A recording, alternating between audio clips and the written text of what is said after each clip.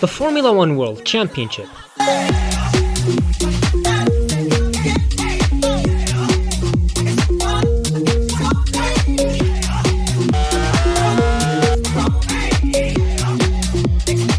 Something that all Formula One drivers, or racing drivers in general for that matter, aspire to win, irrespective of their objective pace or the car underneath them. And I say the car underneath them because Formula One is as much an engineering competition as it is a driver's one. And as much as we would love for it to be fair and exciting, it's often the driver with the best car who wins.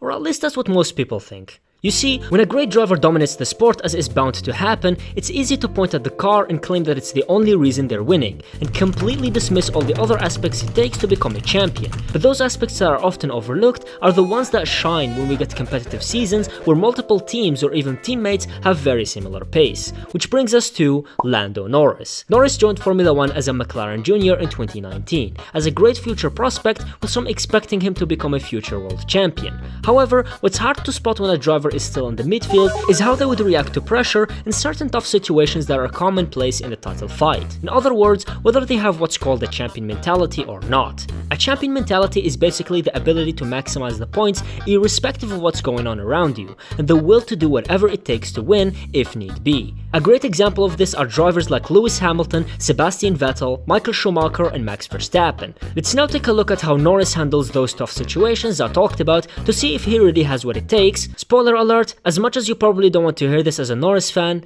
he doesn't. Let's start at the Russian Grand Prix in 2021 for example, where his car was in no position to fight for pole, and yet he was able to do something magical to snatch it away. However, on Sunday, when rain suddenly started falling, he wasn't able to make the right call to pit for inters, which led to this. Here, and Hamilton takes the lead of the race as Lando Norris slides off the track! This single moment earned him the name Lando No Wins, which followed him up until 2024, when McLaren were finally able to build a good enough car to fight for the title, which allowed him to clinch his first win at the Miami Grand Prix, which instantly made him the favorite because the car was quick and the season was still long.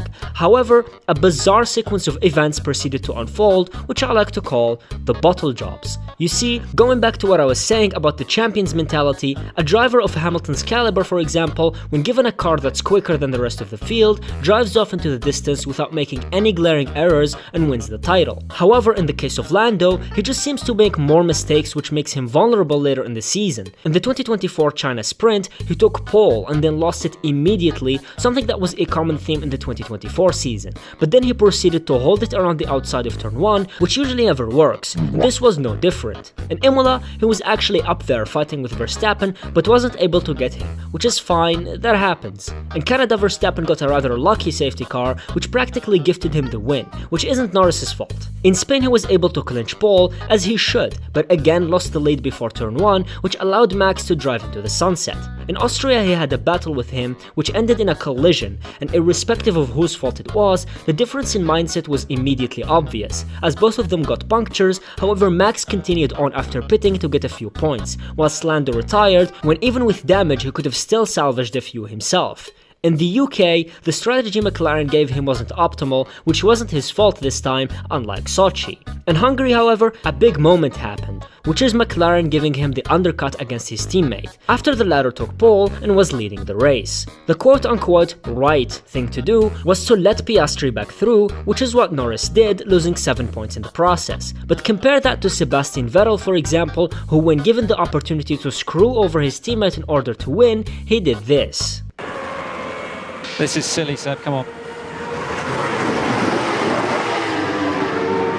Not much more to say really. I don't apologize for winning. This obviously lost him a lot of fans, but ultimately won him the championship that year. Or let's take Max Verstappen for example, who had pretty much won the 2023 championship, and yet he still chose not to let Perez through at the Brazilian Grand Prix. Both of these cases aren't a nice thing to do, but it just goes to show the difference in Lando's approach versus world champions. The difference in mentality continued to be a theme throughout the entirety of the season, as even when he drove exceptionally well, there were always odd mistakes that you don't see with a typical champion, like in Singapore, where he led the race but almost crashed by himself twice, or in Zandvoort, where he won by 20 seconds but still lost the lead in turn 1. But I think what broke the camel's back was Brazil 2024, where Verstappen qualified 17th due to Lance Stroll crashing, whereas Lando was on pole. In 2025, Lando qualified 6th in Bahrain, and this was his reaction. Surprising, honestly. I've just been off it. I don't know. I feel like I've just never driven a Formula 1 car before. So. Compare that to Max's reaction after Brazil qualifying. It will be quite difficult to pass around here with all the spray and the amount of rain, but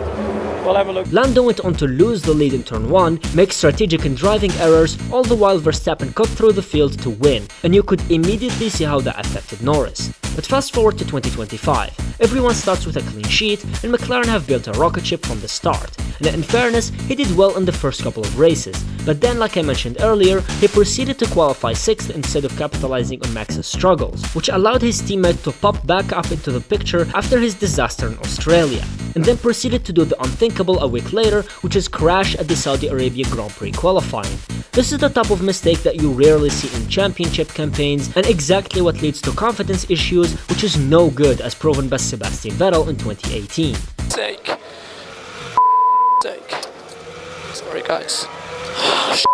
All of this is to say that it's a massive shame for Lando, as he's extremely talented and could very well win the championship, as he demonstrated in Australia, if he manages his emotions better. Because they really seem to get the better of him, and these little things add up over the course of a season. Going back to the drivers I gave as an example, you just don't see them so downbeat and devastated when they make such mistakes, which then allows them to bounce back. And I think Norris is a great case study to show that the car alone is simply not enough to become a champion in Formula 1, especially not in this generation with its extremely competitive grid, both driver and team-wise. I mean, it's always easy to sit back and say all these things and that, oh, all he has to do is just be more aggressive or cutthroat, etc. But I think it's just a case of having it or not. You either come up and it's immediately clear once you jump in a fast car, kind of like Oscar Piastri is doing right now, with him being in the fight despite this being his 3rd ever season in F1, or Lewis Hamilton, who fought established world champions for the title in his first few seasons, which is why I genuinely hope that from now on, people don't take dominance in this sport as lightly, because it clearly takes a special kind of driver to win so many titles in a row, when others can't seem to put it together to win a single one. Or at least that's what it seems like right now, as it's still only round 5, and he might still bounce back from this despite it being a massive blow. But let me know what you think, and click on the videos on screen to see my race recaps. See ya!